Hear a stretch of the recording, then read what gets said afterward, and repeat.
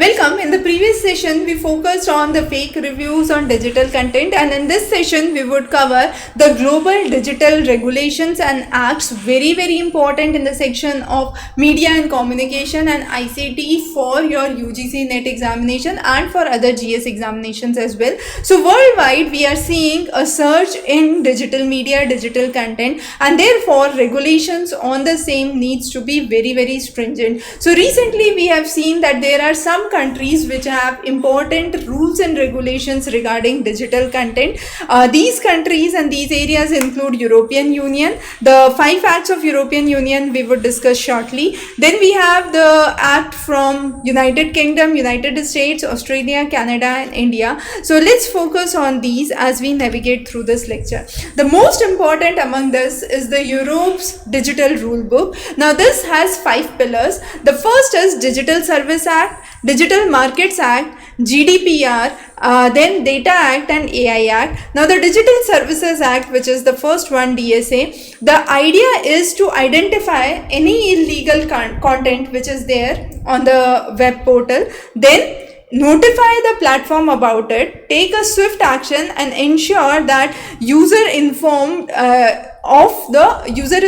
of the outcome that is witnessed. So this the basic idea behind this Digital Service Act is notice and action mechanism to bring in more transparency into the system.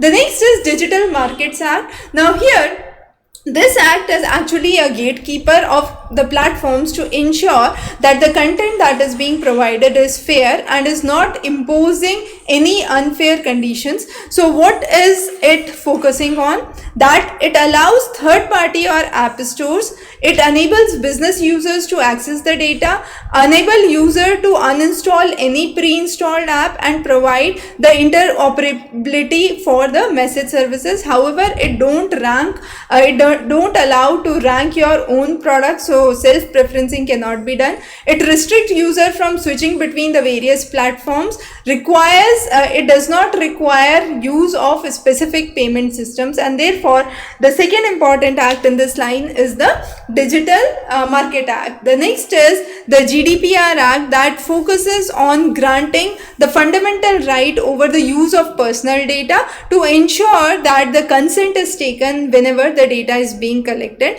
So right to access, right to erasure, data portability, right to rectify and clear consent are some of the major pillars of the GDPR Act. The next is the AI Act. Now AI Act categorizes artificial intelligence systems by risk level. So whether the content that is being posted is unacceptably at a high risk or is at a minimal risk is being identified. And then is the Data Act, which actually takes into account a data economy by giving the businesses and the users more control of the data which is connected or which is being collected. So this could be user access to IoT data, the business to government data sharing, cloud switching and fair data contracts. So this was about the European Union's Data Regulation Act. Now if we come on to United States, there are 3 important things that we focus. The first one is the Federal Trade Commission, which uses the existing customer data protection law to check any kind of unfair act. Then there are enforcement actions which bring in penalties, and the main idea for either of these is to bring in transparency. From India, we have the BIS standards, which talks about the guidelines for online consumer reviews, and e-commerce rule 2020, which prohibits any kind of deceptive reviews by the sellers. Now all of this would come under the e-commerce rule 2020.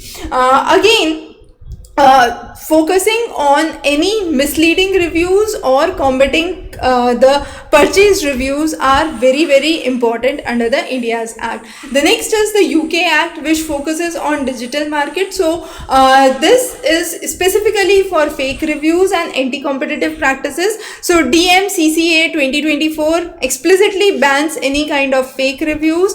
Then there are enhanced powers which direct bring in fine, and the idea is to bring in the trust of the consumer back. So across all these nations and across all these digital acts, what is very important? To bring in accountability, transparency, fair competition and user right. However, there are constant challenges. These challenges are in the form of how to enforce these laws, how to evolve the technology so that we keep pace with the digital services and the AI growth.